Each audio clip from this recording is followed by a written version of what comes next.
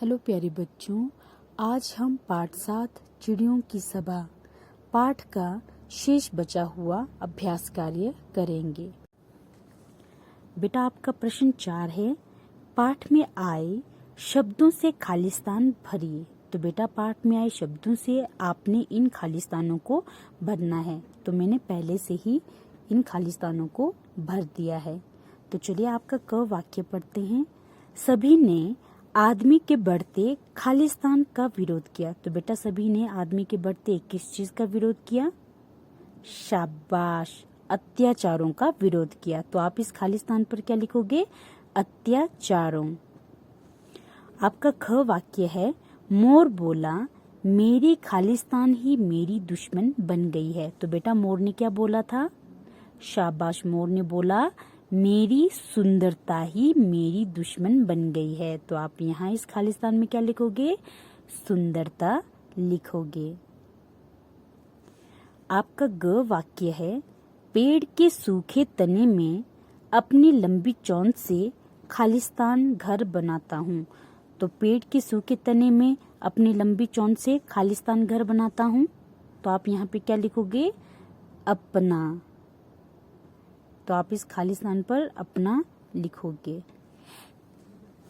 आपका घ वाक्य है, कौवा किसी भी पेड़ पर खालिस्तान घोंसला बना लेता है। तो बेटा कौवा किसी भी पेड़ पर अपना कैसा घोंसला बना लेता है? शाबाश, साधारण। तो आप इस खालिस्तान पर क्या लिखोगे? साधारण लिखोगे।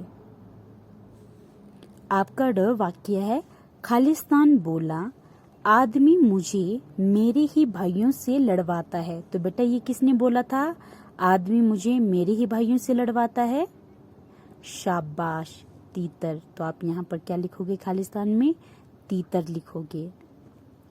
आपका च वाक्य है, तोते से खालिस्तान सही नहीं जाती। तो बेटा तोते से क्या नहीं सही जाती? शाबाश, तोते से गुलामी सही नहीं जाती, इसलिए आप इस खालिस्तान पर गुलामी लिखोगे। आपका 6 वाक्य है, सब ने कोयल के साथ मिलकर प्रार्थना की। तो बेटा सब ने कोयल के साथ मिलकर क्या प्रार्थना की? उन्होंने प्रार्थना की कि हे ईश्वर, आदमी को सद्बुद्धि दो जिससे वो हम पर दया करना सीखे। तो आदमी को क्या दो? सद्बुद्धि। तो इस खालिस्तान पर आप लिखोगे सद्बुद्धि दो जिससे वो हम पर दया करना सीखे। आपका प्रश्न 5 है, इन शब्दों को पढ़िए, समझिए और लिखकर अभ्यास कीजिए। तो बेटा आपको कुछ शब्द दिए गए हैं, आपने इन शब्दों को पढ़ना है, उनके अर्थ को समझना है और उसके बाद जो है इन शब्दों को आपने लिखना है। ठीक है, तो जैसे यहाँ पर आपको पहला शब्द दिया गया है परिचय। तो परिचय का क्या अर्थ होता है बेटा? उसका क्या मतलब होता है? परिचय का मतलब होता है अपने बारे में बताना। तो इस तरीके से इसका अर्थ समझने के बाद आपने इसे यहाँ पर इस तरीके से लिखना है, परिचय परिचय। ठीक है, तो मैंने पहले से ही ये सारे शब्द लिख दिए हैं। तो आपका दूसरा शब्द है व्यक्त। तो व्यक्त का अर्थ होता है बताना। व्यक्त का अर्थ क्या होता है? बताना। तो उसके बाद जो है आपने इस तरीके से लिखना है व्यक्त व्यक्त। आपका तीसरा शब्द है अत्याचार। तो बेटा अत्याचार का क्या अर्थ होता है? अत्याचार का अर्थ होता है जुल्म या दुख देना। ठीक है, तो इसका अर्थ समझने के बाद आपने इसे लिखना है, अत्याचार अत्याचार। आपका अगला शब्द है विरोध। तो विरोध शब्द का क्या अर्थ होता है? विरोध शब्द का अर्थ होता है रोक लगाना। तो आपने फिर विरोध विरोध इस तरीके से लिखना है। आपका अगला शब्द है धैर्य। तो बेटा धैर्य का क्या अर्थ होता है? धैर्य का अर्थ होता है धीरज। धैर्य का क्या अर्थ होता है? धीरज। तो इसका अर्थ समझने के बाद आपने लिखना है धैर्य धैर्य। आपका अगला शब्द है न्याय। तो बेटा न्याय का अर्थ क्या होता है? न्याय का अर्थ होता है फैसला या ठीक बात। तो इसका अर्थ समझने के बाद आपने इसे लिखना है न्याय न्याय। आपका प्रश्न 6 है, आपकी राय में आदमी के पेड़ काटने से क्या फायदे और क्या नुकसान हैं, लिखिए। तो बेटा आपने बताना है कि आपकी राय से आदमी के पेड़ काटने से क्या फायदे और क्या नुकसान है। तो मैंने यहाँ पर 2 उदाहरण कर दिए हैं। तो यहाँ पर लाभ का मतलब है फायदे, पेड़ काटने के फायदे, और हानि का मतलब है पेड़ काटने के नुकसान। ठीक है, तो आपने इनके नीचे लिखना है। आपने पूरा वाक्य नहीं बनाना है बेटा, आपने शॉर्टकट में इसको लिखना है। ठीक है, जैसे मैंने लिखा है पेड़ काटने से क्या फायदे हैं, तो मैंने पहला फायदा लिखा पेड़ काटने का कि पेड़ काटने से हमें लकड़ी मिलती है ना। और मैंने इसका दूसरा फायदा क्या लिखा है पेड़ काटने का, मैंने लिखा है कि पेड़ काटने से जो है क्या मिलता है, कागज। ठीक है, तो पेड़ काटने से कागज बनते हैं, है ना। तो आपने इसकी हानि लिखनी है, तो मैंने इसकी पहली हानि लिखी है हरियाली कम होना। तो पेड़ काटने से जो है क्या नुकसान होगा, हरियाली कम होगी, है ना। और इसका दूसरा मैंने कारण लिखा है, इसके मतलब पेड़ काटने के क्या नुकसान है, वर्षा कम होगी, तो वर्षा कम होना, तो ये इसका दूसरा हानि है। तो आपने इस तरीके से जो है शॉर्टकट में बाकी उदाहरण भी लिखने हैं, पेड़ काटने के फायदे और नुकसान। तो चलिए अब पढ़ते हैं हम भाषा विकास। तो आपका भाषा विकास का पहला प्रश्न है, निम्न शब्दों को क्रम में लगाकर वाक्य बनाइए। तो बेटा आपको नीचे शब्द दिए गए हैं, तो ये सही क्रम में नहीं है, मतलब सही लाइन में, बिल्कुल सही लाइन में नहीं लिखे गए हैं, आगे पीछे किया है। तो आपने इन शब्दों को सही क्रम में लगाकर जो है वाक्य बनाना है। तो आपका क देखिए क्या है, अत्याचारों बोला के आदमी विरोध के में। तो ये कोई वाक्य नहीं बना, तो हमने इन्हें सही क्रम में, सही रूप में इन्हें लिखना है।